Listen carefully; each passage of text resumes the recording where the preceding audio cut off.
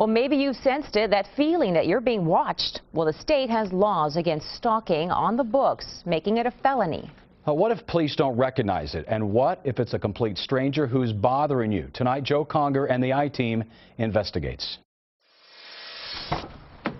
Cynthia Verbeff is moving. Her home, she says, has become a house of horrors. I feel that I've lost my mind, I've lost my life. Incident reports from law enforcement tell the tale. Numerous break-ins at the address, vandalism to her car, her motorcycle, her computer. Verbeff believes she's being targeted. Everything, they just went through everything. But sheriff's detectives had little to go on because the vandals, though often destructive, stole nothing. Even from her portable safe, drilled into and torn apart, the contents, the jewelry, remained untouched. Verbeff says her troubles didn't start until she met these two men. One would become her ex-boyfriend, the other was his partner in a San Antonio pain clinic, Dr. John Hall. Very first time I met him, we went to his house on 4th of July, and he told me that because I was already there in his house, I would be the next victim, that I was going to be stalked. Verbeff found the doctor's prophecy to be correct. She suffered months of oddness. Coming in through the front door, and I touch the doorknob and it just falls into pieces. Lights left on, doors open, furniture moved, her clothes dryer disassembled. Her friends say they noticed the strange happenings. They tell the I-Team they even witnessed a gas oven left turned on. As soon as you walk in the house, you'd smell gas in the house. So the whole house smelled from gas. So immediately turned it off and opened up the doors. But I mean, that thing doesn't just turn on by itself. And it had been running for a good length of time. Or the time Verbeff and a friend say they were stalked at a mall. I saw him following us to several stores, and I would see the man close to us, looking at us. The girls had the presence of mind to snap a photo with their phone. Verbeff says all these happenings culminated in an assault. The 39-year-old believes someone drugged the food in her home and returned later to rape her. I know something happened to me because a woman knows. She filed a report and was briefly hospitalized with signs of sexual assault. Dr. Hall says what Verbeff describes is known as gang stalking. Indeed, he writes about it in his book, A New Breed, Satellite Terrorism in America. Verbeff is not alone. Others in San Antonio have contacted the I-Team and described similar types of occurrences. The urine arsenic is above normal. We shouldn't have arsenic. Linda Johnson says someone poisoned her water supply with heavy metals in northwest San Antonio. Then there's her story about the bracelet that went missing, then reappeared. Police, she says, have stopped listening to her. And like Verbeff, she too believes she's been sexually assaulted, although she never filed a police report. I've gone to doctors many times, and I've been to the Rape Crisis Center for counseling, yes.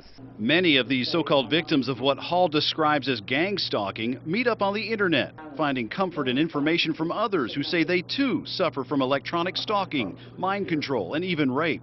Loosely defined, gang stalking is where organized groups target and harass unwilling victims to the point of paranoia, leaving the victims to deal with skeptical family members and skeptical law enforcement. This isn't stalking done by a former spouse or former boyfriend or someone that you know that's disgruntled at you, but stalking that's being done by total strangers in an organized fashion. And some internet links take you here to the book mentioned earlier, written by Dr. John Hall. The book is fact. It's not a book of fiction. What I've wrote about is an isolated story here in San Antonio. Dr. Hall says it is a story about himself and the harassment and rapes his ex-girlfriends allegedly suffered beginning in 1996. Dr. Hall believes the people behind it are well-organized operatives using government satellite technology to terrorize him and other victims. All voicing the same complaints: organized stalking, weird electronic disturbances going on in their homes. Most of the women are complaining of drugging and sexual assault. So it's a big national problem. Verbeff bought the book, and what she read, she says, caused her stomach to turn, because within the chapters in the story, she found similarities to her own situation. I pulled out the book and I started reading, and I'm like, oh my God, it's exactly what's happening. It's like turning the pages of your own story. Everything. Remember the doors, windows, even the clothes dryer taken apart? Page 35, third paragraph, talks about reassembling appliances. The drugged food and rape? Page 52 talks of concealing Rohypnol, the date rape drug, in drinks and food. The account in Hall's book is chilling, and the I-Team uncovered some truth to his story. San Antonio police reports indicate there was a rape reported in 2007 in the same quad of condos where one of Dr. Hall's girlfriends supposedly lived. San Antonio police say the condo rape remains under investigation. And Bexar County detectives say Verbeff's assault remains open as well.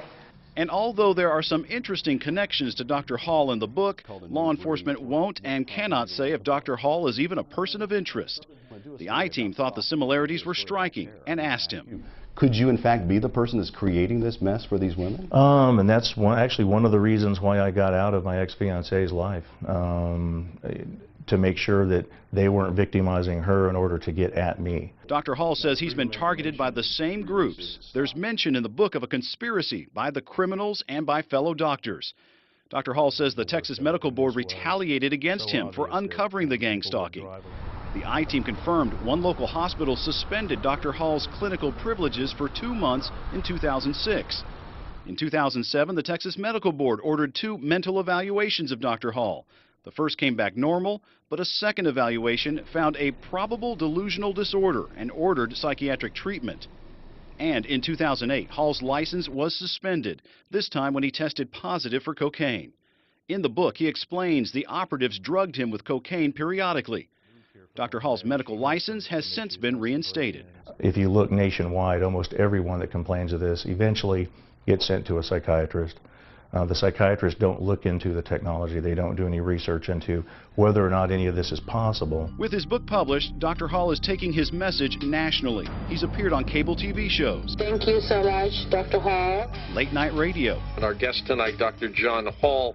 And even has his own radio program in the works. There have been several people in my midst, obviously, that have been victimized, but if you look at it on a larger scale, it is a national problem as well. Dr. Hall says the problem is gang stalking, seeking to victimize innocent women and sully his reputation for exposing them.